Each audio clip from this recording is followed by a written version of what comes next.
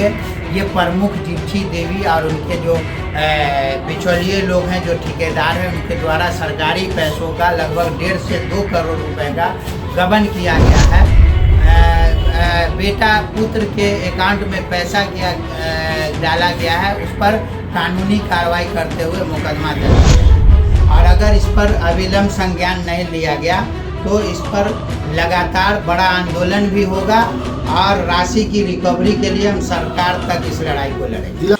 दरभंगा में सियासत का गढ़ माने जाने वाले केवटी में एक बार फिर सियासत गरमा गई है और इस बार सियासत के केंद्र में है नजरे आलम और निशाने पर है केवटी प्रखंड की प्रमुख जिप्सी देवी। वही जिप्सी देवी जिन्हें सोनी देवी को प्रखंड प्रमुख की कुर्सी से उतारकर लगभग साल भर पहले बैठाया गया था, लेकिन अब उनकी कुर्सी पर भ्रष्टाचार के गहरे दाग लगने लग गए हैं। मामला इतना बढ़ गया है कि पंचायती राज विभाग के संयुक्त सचिव ने बकायदा पत्र जारी कर जिलाधिकारी और जिला पंचायती राज पदाधिकारी को जांच तक का आदेश दे दिया है।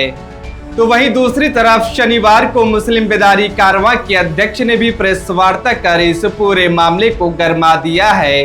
सीधे तौर पर इन्होंने प्रखंड कार्यपालक पदाधिकारी को चेता दिया है कि अगर जल्द से जल्द प्रमुख के खिलाफ कानूनी कार्रवाई नहीं की गई तो इस मामले को लेकर वो सड़कों पर उतर जाएंगे। तो चलिए आपको खुद नजरे आलम से सुनवाते हैं कि आखिर ये भ्रष्टाचार का मामला क्या है। केवटी प्रमुख जिप्सी देवी जी हैं, उनके द्वारा लगातार जितनी भी सरकारी योजनाएं हैं उसमें भ्रष्टाचार किया जा रहा है। बहुत सारी योजनाएं ऐसी है जिस पे बंसारा में एक सड़क है, उस पे 2 महीना पहले RWD2 द्वारा जो है पिचिंग किया हुआ है, जिस पर ढलाई के नाम पर बिना ढलाई किए हुए 13 लाख से अधिक की राशि प्रमुख द्वारा उठा लिया गया। दूसरा जो सरकारी पैसा है जो प्रमुख के द्वारा डायरेक्ट समिति सदस्य या जो भी योजनाएं होती है जिनको पैसा दिया जाता है, उसमें इन्होंने अपने 2 बेटा और सास के अकाउंट में भी इन्होंने पैसा भेजा है, जो सरासर गैर कानूनी है, असंवैधानिक है। किसी भी कीमत पे आप अपने परिवार के अकाउंट में सरकारी पैसा नहीं भेज सकते हैं।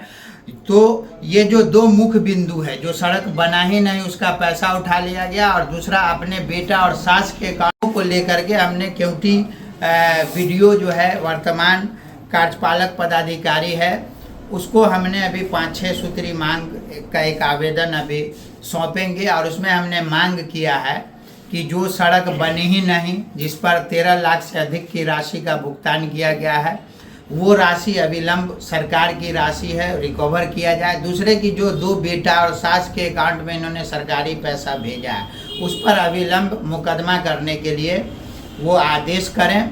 अगर इस पर वो नहीं कोई आदेश करती हैं तो ये समझा जाएगा कि वीडियो पे भी पहले से आरोप लगता आ रहा है कि कहीं ना कहीं वीडियो की भी मिली भगत है, और जो BPRO है, जो कई योजनाओं का जिसमें अनापत्ति प्रमाण पत्र मिला भी नहीं, स्वीकृति भी नहीं मिली, और वो कार्य पूर्ण कर लिया गया है और उसकी राशि उठाई जा रही है। लगभग हम समझते हैं कि 1.5 करोड़ से अधिक की राशि बिना स्वीकृति, बिना किसी योजना के में अनापत्ति प्रमाण पत्र मिले हुए ये प्रमुख जिप्सी देवी और उनके जो बिचौलिए लोग हैं, जो ठेकेदार हैं, उनके द्वारा सरकारी पैसों का लगभग 1.5 से 2 करोड़ रुपए का गबन किया गया है। हम चाहते हैं कि जो पदाधिकारी हैं या जो पंचायती राज विभाग है उसके द्वारा इस पैसे की रिकवरी की जाए, और जो बेटा पुत्र के अकाउंट में पैसा डाला गया है उस पर कानूनी कार्रवाई करते हुए मुकदमा दर्ज किया जाए। अभी तक जो आपने आवेदन दिया उस पर फिर से कार्रवाई हुई है? नहीं, अब तक ये दुर्भाग्य है कि ये सारे भ्रष्टाचार का मामला न सिर्फ केवटी वीडियो बल्कि जिला पदाधिकारी के भी संज्ञान में है, और महीनों बीत चुका है, अब तक कोई कार्रवाई नहीं हुई है। तो हम आज पुनः जो है केवटी वीडियो को एक आवेदन सौंप रहे हैं। 5 सूत्री 6 सूत्री मांग है।